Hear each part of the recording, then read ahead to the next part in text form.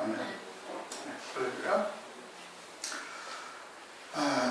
지난 시간에는 우리가 가나안 여자에 대해서 우리가 상고를 했습니다.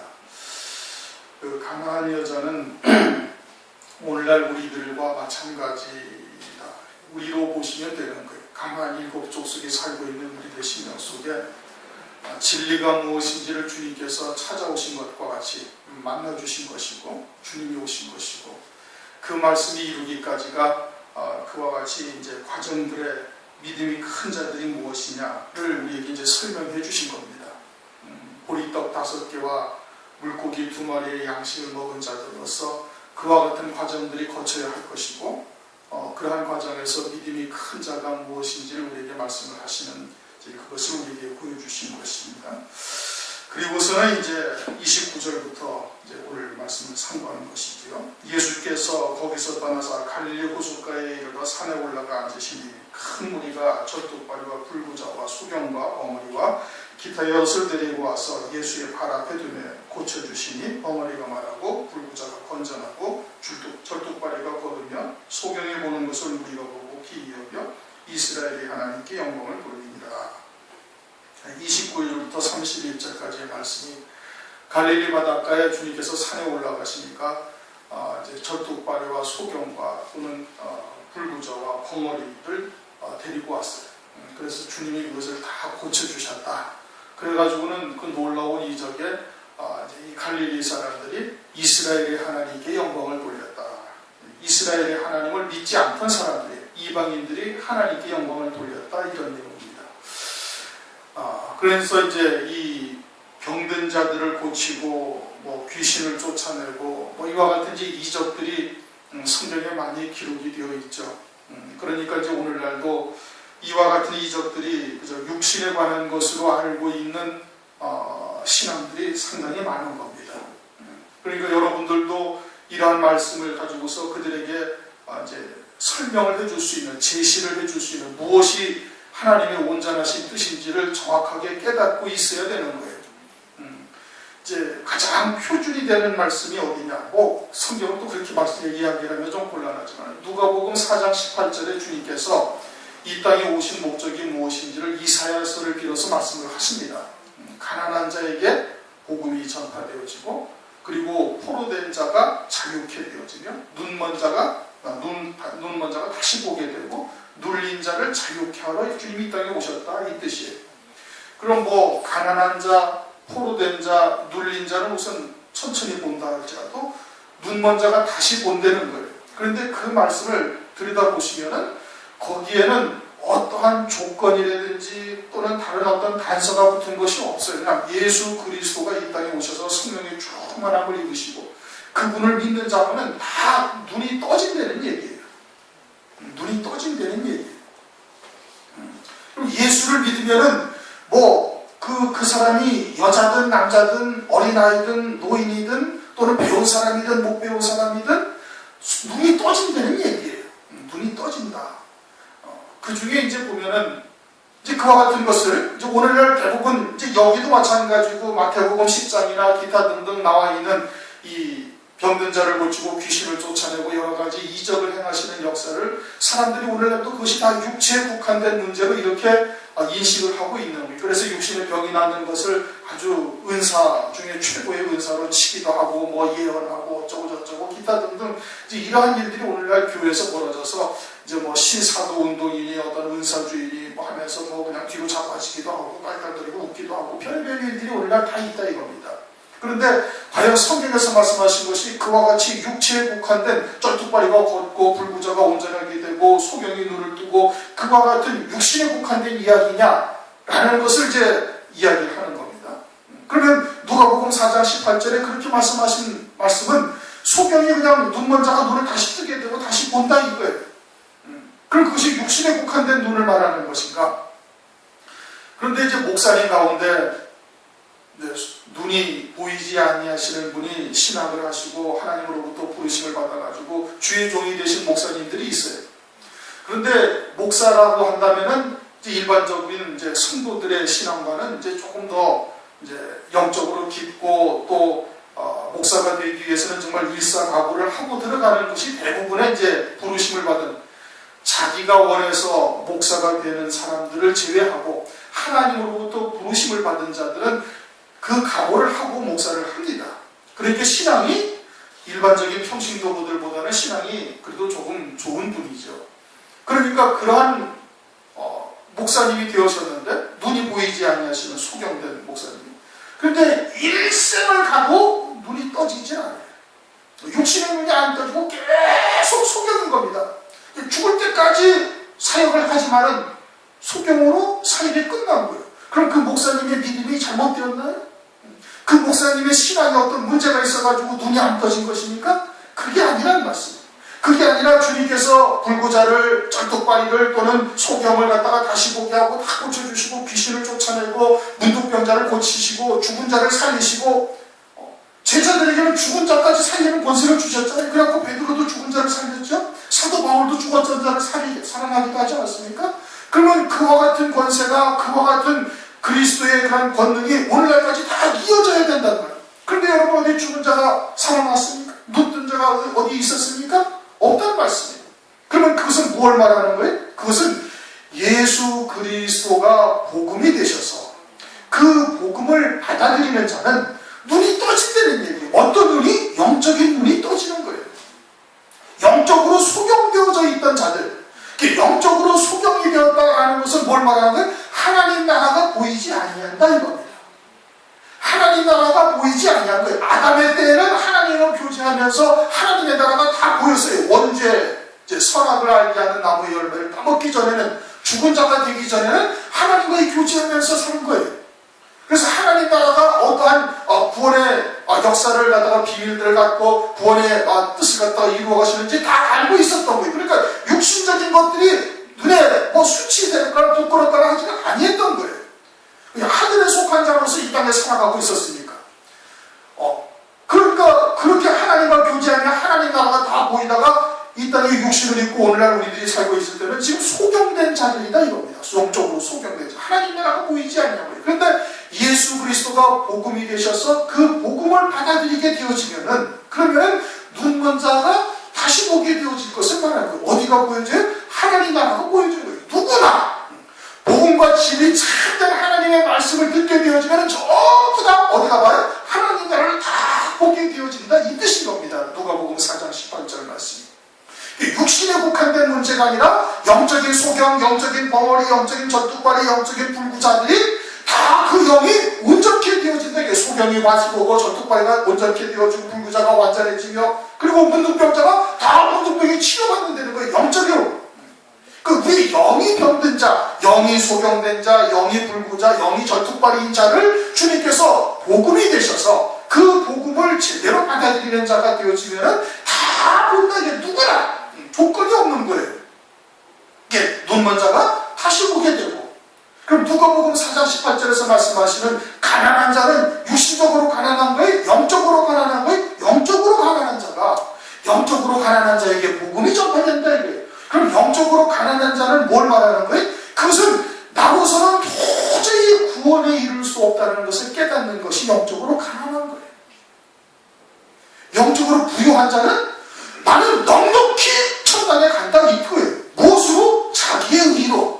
내가 이 땅에서 선행과 구제를 베풀어서 자기의 의로 또는 사람의 의로 하나님의 말씀을 잘 지켜 행함으로 그렇게 자기의 의로서 갈 수가 있다라고 생각하는 것이 영적으로 부유한 자예요. 그런데 의는 있나니 없나니 그렇게 말씀해요. 의는 하나도 없다 이거예요. 이 세상에. 사람의 의나 자기의 의로서 하나님 나라에 이룰 수 있는 자는 하나도 없는 거예요. 그것을 깨닫는 자가 가난한 자예요. 영적으로 가난한 자. 그들에게 그리스도가 하나님의 의가 되시니 이게 복음이지요.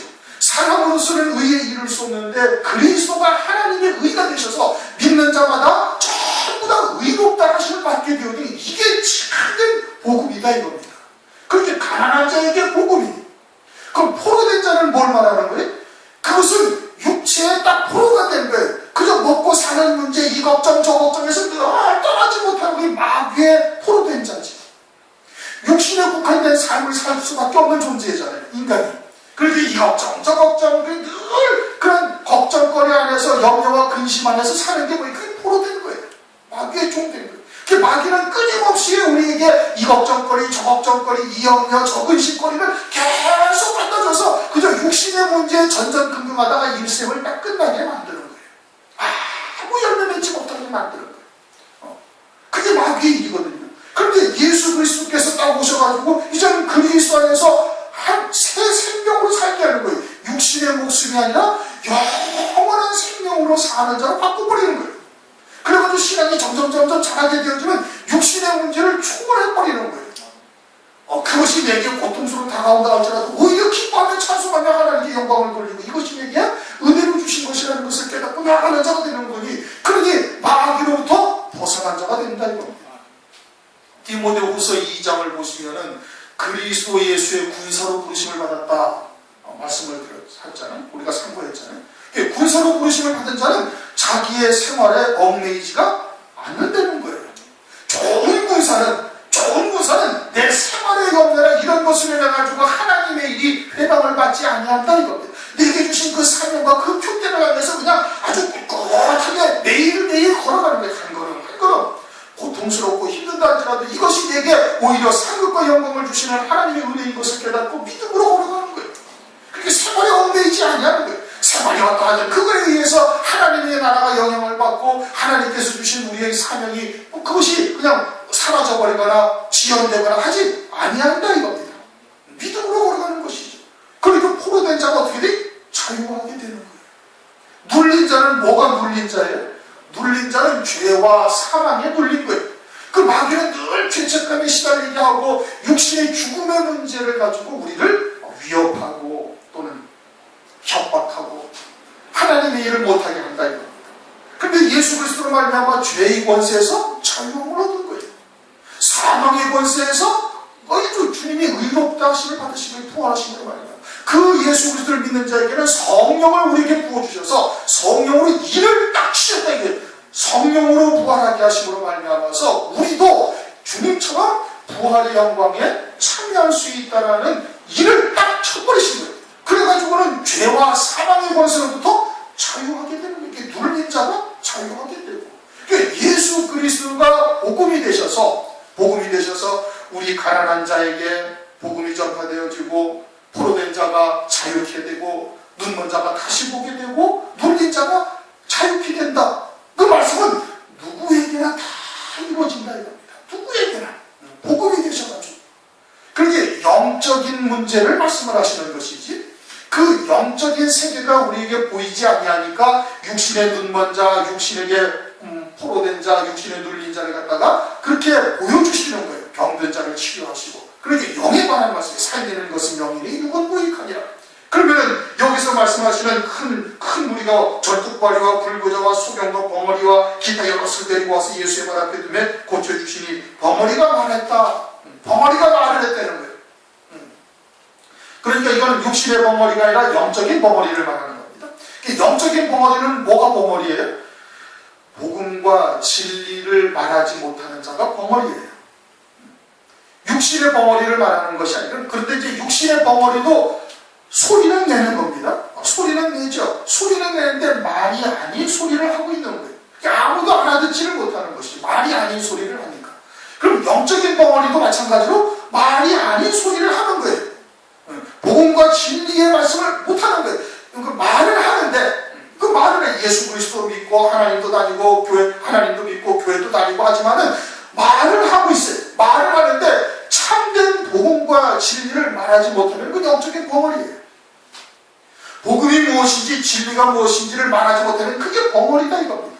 그들을 주님께서 어떻게 복음과 진리가 되시는 주님께 와서 그걸 믿게 되어지면, 그러면 어떻게 참된 복음이 무엇인지 진리가 무엇인지를 갖다가 말하는 자들이 말을 한다 이겁니다. 그래서 벙어리가 말을 하는 거예요. 그 다음에 뭐가? 불구자가 건전해지고, 불구자라는 것은 팔이 한 짝이 없든지 팔다리가 한 짝이 없든지 뭐가 없든지 그렇게 해서 불구해. 다시 말하면 우리는 그리스도의 형상을 위하여, 그리스도의 형상으로 세워짐 받기 위하여 부르심을 입은 자들이죠. 그렇죠?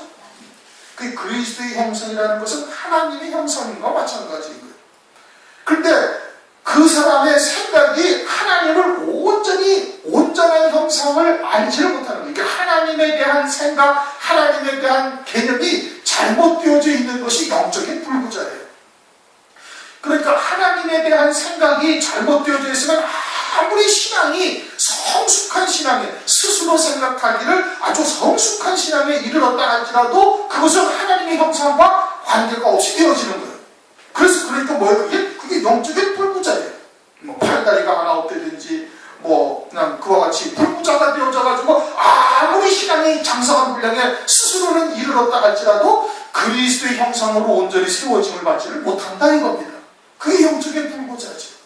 그런데 복음과 진리를 제대로 깨닫고 믿게 되어지면 어떻게? 온전한 그리스도의 형상으로 세워짐을 받는 거예요. 그래서 영적으로 불구자가 온전케 되어진다 이겁니다. 누구에게 오면? 주님에게 오면 복음과 진리를 만나게 되어지면 그러대요. 그 다음에는 절뚝발이가 걸으며, 절뚝발이라는 것은 뭐예요? 한쪽으로 자꾸 치우쳐져 가는 거예요. 왼쪽으로 치우치든지 오른쪽으로 치우치든지 치우치며 걸어가는 것이 그게 절뚝발이의 걸음걸이다 이겁니다. 영적인 절뚝발이. 오른쪽으로 치우친다는 건 뭘 말하는 거예요? 그는 마태복음 25장을 가면 양과 염소를 나누시는데, 구별하시는데, 양은 오른편에. 왜? 그는 의인의 자리다. 염소는 왼편에. 그것은 악한 자의 자리. 의인이 아니에요. 오른쪽은 의인은 의인인데, 쩔뚝발이 의인이다. 이게 잘못된 의이다. 이겁니다. 그럼 그것은 뭘 말하는 거예요? 그런데 사람의 의, 또는 행함의 도를 쫓고 있는 이와 같은 자들을 말하는 거예요. 영적인 바리새인들을 말하는 것이죠. 왼쪽은 그럼 뭐예요? 하나님의 말씀을 믿는 믿음으로 사는 것이 아니라 은사에 치우치고 꿈이나 무슨 뭐 직통계시나 환상이나 뭐 이와 같은 것을 바라보면서 믿음으로 살지 아니하는 쩔뚝발인 거예요. 그래서 자꾸 한쪽으로 치우쳐져가지고 엉뚱한 데로 가는 거예요. 행함의 도를 계속해서 쫓다 보니까 예수님을 십자가에 못 박는 자로 끝나버리는 거예요. 마찬가지로. 그 영적인 쩔뚝발이에요. 그것이 복음과 진리를 만나게 되어지면 그러면 진리 가운데로 온전히 인도받아서 주님이 걸어가신 그 길을 가는 자가 되는 거예요. 그리고 소경이 본다라는 것은 이미 했잖아요. 보는 것을 무리가 보고 기이 여겨 이스라엘 하나님께 영광을 돌리더라. 그러니까 오늘날도 교회를 통해 가지고 불구자들이, 쩔뚝발이들이, 소경이 다시 보게 되어지고 온전케 되어지는 역사가 오늘날도 교회를 통해서 나타나야 되는 겁니다. 근데 문제는 뭐냐면은 자기는 이와 같은 불구자나 쩔뚝발이나 소경이나 문둥병자나 죽은 자가 아니라고 생각하는데 문제가 있는 거예요. 교회 다니시는 분들한테 당신은 소경이요, 당신은 쩔뚝발이요 라고 이야기를 스스로 그렇게 인정을 하고 있는 사람들이 있습니까? 없습니다. 왜 인정을 안 해요? 자기의 육체가 건전하니까, 자기의 육체가 다 보니까, 자기의 두 다리나 팔다리가 성하니까 불구자요, 소경이요, 쩔뚝발이라고 인정을 하지 아니하는 겁니다. 그 지극히 육으로 살고 있기 때문에 그러는 거예요. 영적인 자아를 들여다본다면 영적으로는 자기가 소경이요, 불구자요, 온전치 못하고 쩔뚝발이요, 문둥병이요, 죽은 자라는 것을 영적으로 보면 깨달을 수가 있는데 영적으로 보는 시각이 전혀 없고 그냥 육신의 눈만 있어요. 그렇게 육신적으로 멀쩡하니까 전혀 자기는 쩔뚝발이나 소경이나 문둥병자라고 생각지를 아니한다 이겁니다. 이게 문제가 심각한 거예요. 그러니까 다시 보게 하는 역사가 나타나지 아니하는 거예요. 불구자임에도 불구하고 온전케 되어지는 역사가 본인에게 나타나지가 아니하는 거예요. 스스로 먼저 불구자요, 소경이요, 쩔뚝발이라는 것을 인정을 해야 되는 거예요. 그걸 먼저 자신이 그렇다는 것을 인정을 해야 주님 앞에 나와가지고 치료를 받아요. 나머지 온전하다고 생각하는 사람들은 아무도 치료를 못 받는 겁니다. 쩔뚝발이가 나와서 온전히 걷는 거예요. 불구자가 온전해지는 거예요. 소경이 눈을 뜨는 거예요. 그러니까 그것을 먼저 인정을 해야 돼. 내가 소경을 걷고 내가 죽은 자였고 내가 불구자였다라는 것을 주님 앞에 나와서 인정을 해야 되는데 인정을 안 한다 이겁니다. 자신은 더 온전하다고 생각하는 거예요. 왜? 육신적으로 건강하니까. 육에 속한 사람들이기 때문에 그러는 겁니다. 그런데 실상은 영적으로는 죽은 자요, 문둥병자요, 쩔뚝발이요, 불구자인 것을 깨닫지를 못하고 있으니 이것이 큰 문제다. 오늘날 우리들도 우리 스스로를 잘 살펴볼 수 있어야 되는 겁니다. 섰다고 하는 자는 넘어질까 조심하라. 늘 말씀을 통해서 우리 스스로를 잘 돌아봐야 되는 것이죠. 32절 예수께서 불러가라사대 내가 무리를 불쌍히 여기노라. 저희가 나와 함께 있은지 이미 사흘에 먹을 것이 없도다. 길에서 기진할까요? 굶겨 보내지 못하겠노라. 제자들이 가로되 광야에서 우리가 어디서 이런 무리에 배부를 만큼 떡을 얻으리까? 예수께서 가라사대 너희에게 떡이 몇 개 있느냐? 그런데 7개와 작은 생선 2마리가 있나이다. 오늘 예수께서 무리를 명하사 땅에 앉게 하시고 떡 7개와 그 생선을 가지사 축사하시고 떼어 제자들에게 주시니 제자들이 우리에게 주매. 다 배불리 먹고 남은 조각을 7가운데에 차게 거두었으며 먹은 자는 여자와 아이 4,000명이었더라. 마태복음 14장에서는 떡 5개와 물고기 2마리의 사건이 있었어요. 그리고는 15장에서는 떡 7개와 물고기 2마리의 사건. 다른 사건입니다. 전혀 다른 사건이에요. 마태복음 14장에서는 그것을 이제 오병이어다. 오병이어의 사건이 뭐냐? 떡은 하여튼 말씀이에요. 말씀을 의미하고 있는데, 오병이어의 떡을 주님께서 나눠주신 것을 이제 그것은 요한복음에서 이제 7병, 이거는 이제 7병이어죠. 떡 7개. 떡 7개의 사건은 요한복음에 기록되어 있지 않습니다. 이것은 마가복음 8장에만 딱 기록이 되어져 있어요. 그러나 보리떡 5개의 사건은 마태, 마가, 누가복음에 다 있고 요한복음에도 다 있어요. 그러면서 요한복음에서는 그것을 특별히 보리떡이다 이렇게 말씀하셨어요. 마태, 마가, 누가에는 그런 보리떡이라는 말씀이 없고 그냥 떡이라고 했는데 요한복음에서만 보리떡이다 그렇게 말씀하셨어요. 그것이 이제 요한복음에서는 보다 더 영적으로 깊이 있게 우리에게 계시를 해주는 것이죠. 그래서 보리떡이 무엇이냐? 보리떡이라는 것은 처음 익은 식물이다. 열왕기하 4장 42절.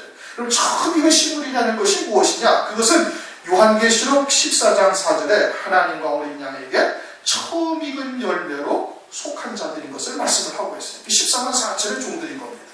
그들이 대표적으로 처음 익은 식물, 처음 익은 곡식으로 하나님께 바쳐진 자들이라는 것을 말하고 있어요. 그래서 예수님도 첫 열매다. 이제 그와 같이 예수님이 부활의 첫 열매가 되신 것과 같이 모든 성도들 가운데 처음 익은 열매로 하나님께 드려진 자들이다라는 것을 말씀을 하고 있는 겁니다.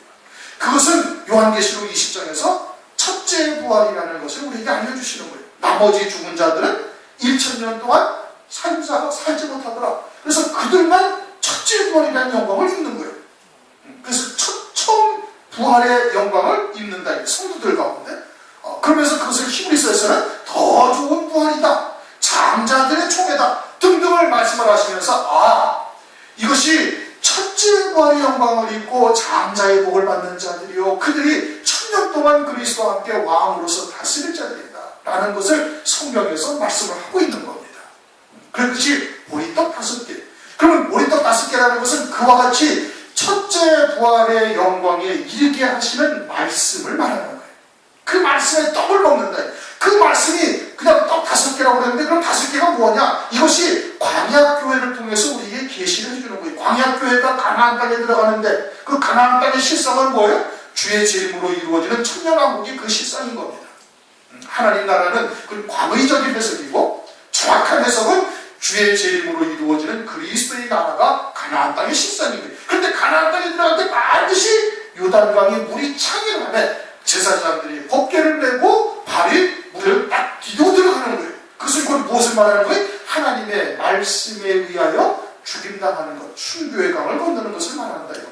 그러면서 이제 그러한 이스라엘 광야 이스라엘 통해서 우리에게 영적으로 계시를 해주는 거예요. 그럼 떡 5개가 뭐냐? 마지막에는 순교케 하시는 역사로구나. 그리고서는 애국으로 내려가는 것이 환난의 떡이요. 하나님께서 그들을 갖다가 구원해내셔가지고 광야에서 연단을 하시는 거예요. 험한 길, 또는 물 없는 곳, 험악한 길로 다니면서 연단을 하시는 거예요. 그렇게 연단의 떡이다. 그 연단 가운데 하나님 앞에 원망하고 불평하고 하나님을 전부 다 징계하셔서 믿음으로 온전히 세우신다 이겁니다. 그 믿음으로 온전히 세우고 나니까 하나님께서는 어떻게 이제 이유 없이 대적하는 자들을 부시는 거예요. 그래가지고 핍박당하게 하는 거예요. 핍박의 떡이요. 그렇게 한 다음에 순교의 강을 건너게 하시는 그와 같은 열매, 말씀을 하고 있는 것이다. 라는 것이 이제 그와 같은 보리떡 5개의 뜻인 겁니다. 그럼 보리떡 5개를 먹고 난 다음에, 떡 7개로 또 다시 먹이시는 역사가 있음을 말씀을 하고 있는 거예요. 떡 7개라는 것이 뭐냐? 보리떡 5개가 순교케 하시는 하나님의 말씀의 떡인 겁니다. 그럼 그 말씀을 이루시는데 그 말씀을 누가 이루시는 거예요? 성령 하나님께서 이루셔요. 성령 하나님께서 그 말씀을 이루시는 거예요. 우리를 순교케 하시는데 우리의 의지로 순교할 수 있는 것이 절대 아니다 이겁니다. 히브리서 9장 14절을 보면은 흠없는 예수 그리스도를 성령으로 말미암아 피 흘리게 하셨다. 성령께서 순교케 하신 거예요. 성령으로 아버지의 뜻을 이루어가신 거예요. 말씀이신 주님을 성령께서 그 말씀 아버지의 뜻대로 이루어가시는 거예요. 마찬가지로 성령께서 우리 안에 내주하셔서 그 주신 말씀을 이루어가시는데, 그 말씀을 이루어가시는 성령의 역사를 요한계시록 4장 5절에서는 일곱 영, 일곱 등불이라고 말씀하시는 거다 이겁니다. 일곱 등불이라 해요. 그러니까 일곱 영이라는 것이 성령이 일곱 분이 계시다는 것이 아니라, 성령께서 등불이 하나가 켜지면 하나가 켜진 만큼 밝아지고, 등불이 두 개가 켜지면 두 개가 켜진 만큼 밝아지는 거예요. 여러분들이 촛불을 켜놓으면 알잖아요, 그렇죠? 촛불을 하나 켜는 것과 5개를 켜는 것과는 그 밝기의 차이가 확 차이가 나는 거예요. 한 개 켜는 것보다 5개 켜는 것이 훨씬 밝아지는 거예요. 그와 같이 등불이, 7등불이 켜지게 되어지면 하나님의 나라가 온전히 밝아진다 이겁니다. 하나님께서 이루시는 구원의 역사를 다 깨닫게 되어지고 믿음으로 받게 되어지는 거예요. 그래서 7등불, 7영이라 해서 7단계로 충만케 하시는 하나님의 은총을 말하는 거예요. 성령의 충만함의 역사. 그것을 성령 시대의 최초의 순교자인 스데반 집사를 통해서 우리에게 영적으로 계시를 해주는 거예요. 사도행전 6장 5절, 사도행전 6장 8절, 사도행전 6장 10절, 사도행전 7장 55절을 통해서 스데반 집사가 믿음과 성령이 충만할 때 7 집사가 택정을 안수를 받죠. 7 집사가 안수를 받아서 집사님들이 되는 거예요. 그런데 그 가운데 오직 스데반 집사만 은혜와 권능으로 충만함을 입고, 또 지혜와 하나님의 말씀과 바라게 하심으로 충만함을 입고, 또 하나님의 영광으로 충만함을 입는 이 과정은 스데반 집사 한 사람에게만 이루어지는 거예요. 그래서 스데반 집사를 통해서 순교하는 스데반 집사를 통해서 7영으로 충만함을 입는 과정들을 우리에게 설명을 해주시고 있다 이겁니다. 하나님의 말씀이 우리에게 쭉 임했다 할지라도 그 말씀은 성령께서 이루어 가시는 거예요. 성령으로 이루어 가시되 7영으로 이루어 가신다 이겁니다. 믿음이 충만하고, 그 다음에는 성령이 충만하고, 은혜가 충만하고, 또는 권능으로 충만하고, 지혜로 충만하고, 하나님의 말씀을 말하게 하심으로 충만하고, 대언의 영으로 충만하고, 그 다음에는 하나님의 영광으로 충만해져야, 그래야 순교를 할 수가 있게 된다 이겁니다. 그럼 믿음으로 충만하다는 것, 이런 7영의 역사는 우리가 벌써 한 2번인가 상고를 한 것 같아요. 제 기억으로는 한 2번쯤 한 것 같은데, 결론은 그겁니다. 믿음으로 충만하다는 것은 오직 새 생명으로만 사는 거예요.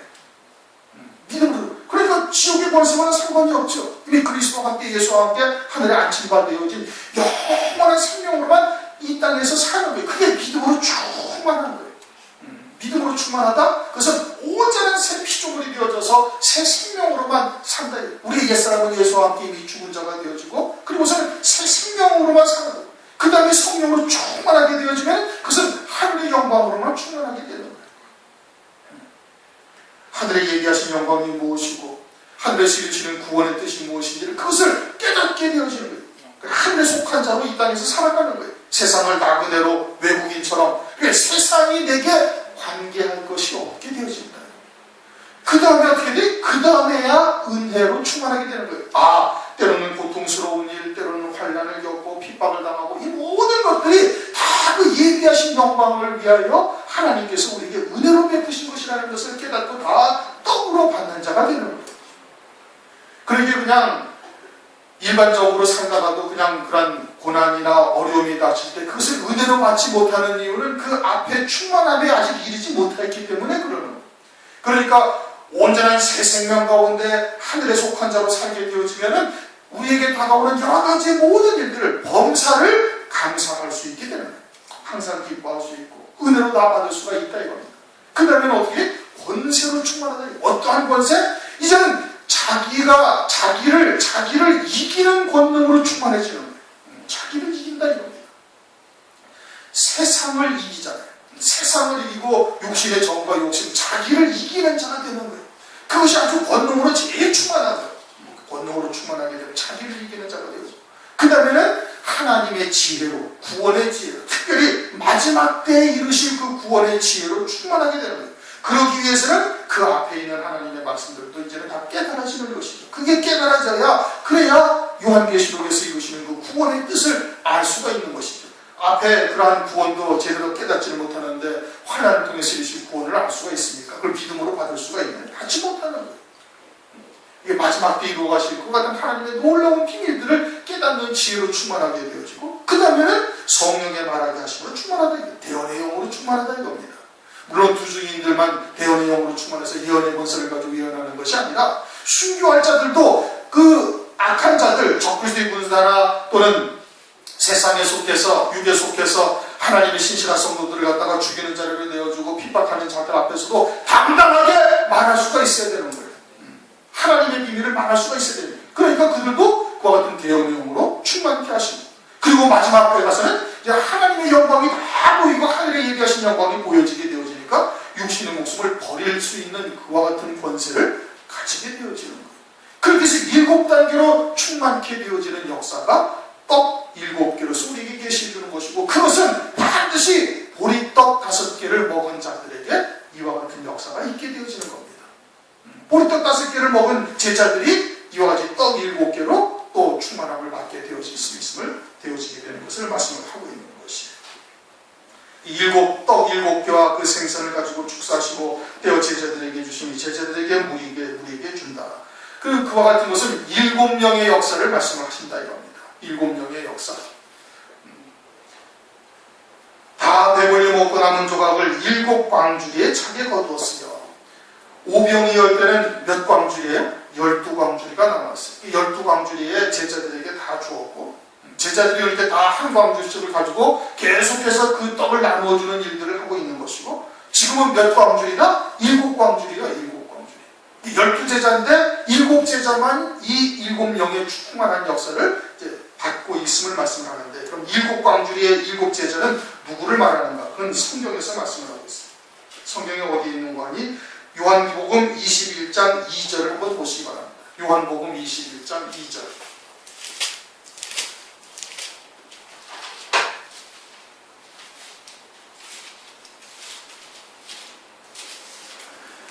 요한복음 21장 2절 다 같이 읽습니다. 시작. 시몬 베드로와 디드모라 하는 도마와 갈릴리 사람 가나 사람 나다나엘과 세베대의 아들들과 또 다른 제자들이 함께 있다.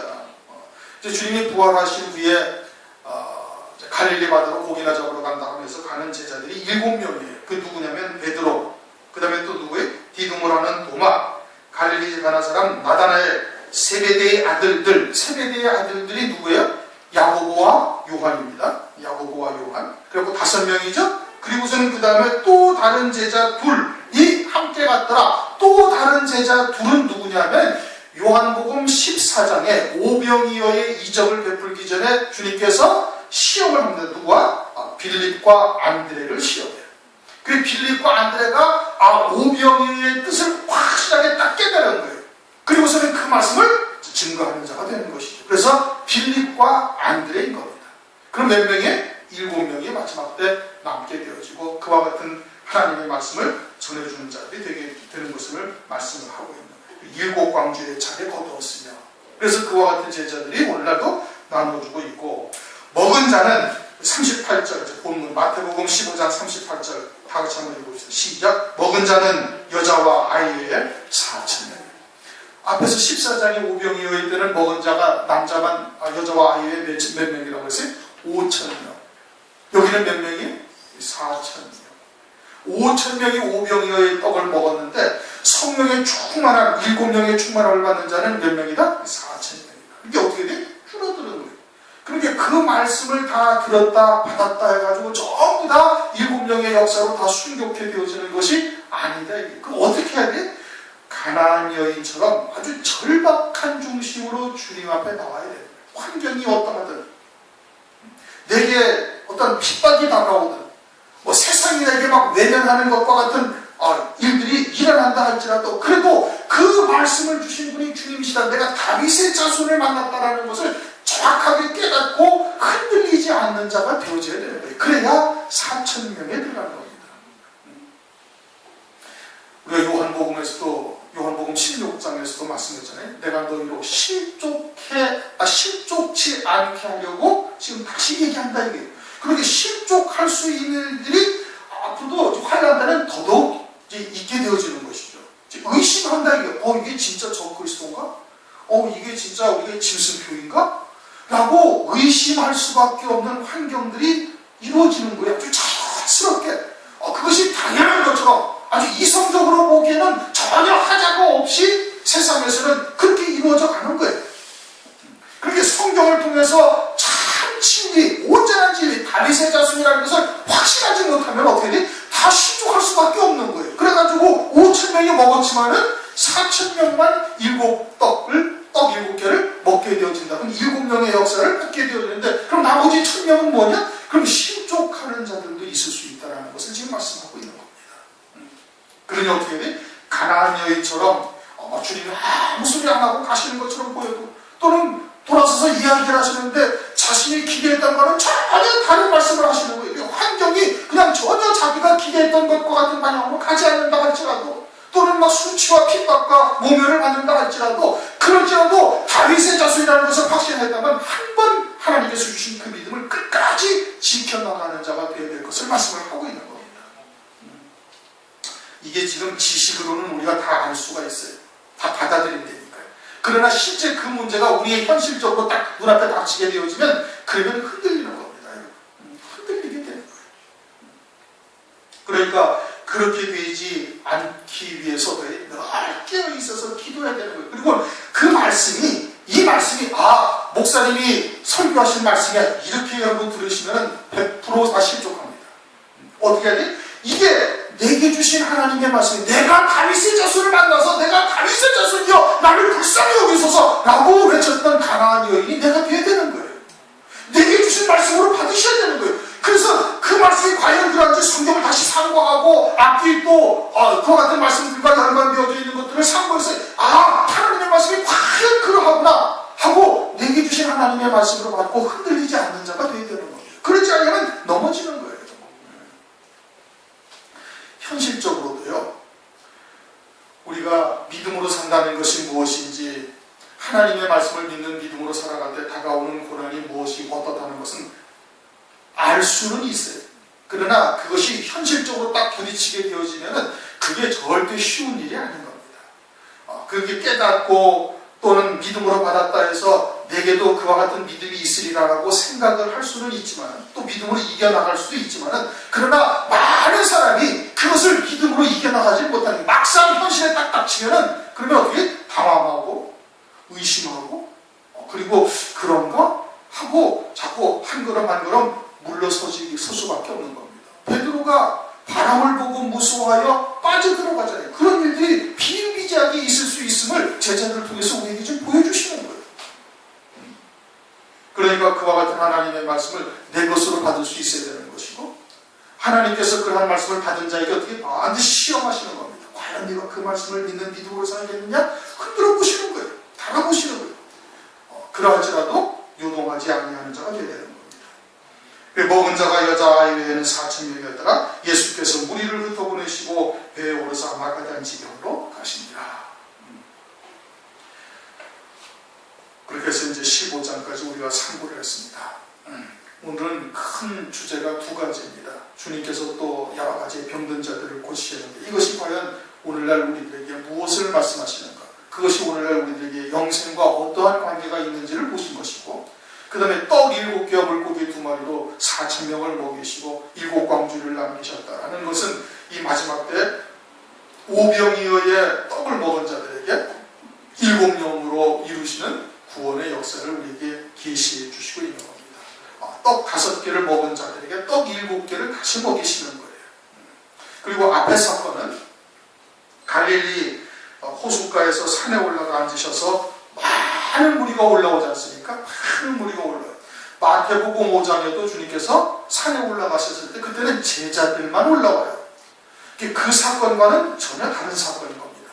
제자들만 올라오는 마태복음 5장의 사건은, 그것은 신앙의 유형이 이와 같이 산 위의 신앙과 산 밑의 신앙이 있음을 말씀을 하시는 것이고, 이 여기서는 마태복음 15장 9절 이하 31절까지의 말씀은 복음과 진리가 되시는 주님은 누구에게나 그와 같이 영적으로 소경된 자 또는 영적으로 쩔뚝발이 영적으로 이와 같이 불구자들을 갖다가 온전케 하시는 역사를 이루시는 복음과 진리가 되신다는 것을 나타내시는 거예요. 성격이 다른 것이다 이 뜻입니다. 우리가 그와 같이 마지막 때 끝까지 남은 자가 되실 수 있도록 위에서 늘 깨어 기도하시면서 성령의 충만함을 되시길 주님의 이름으로 축원합니다.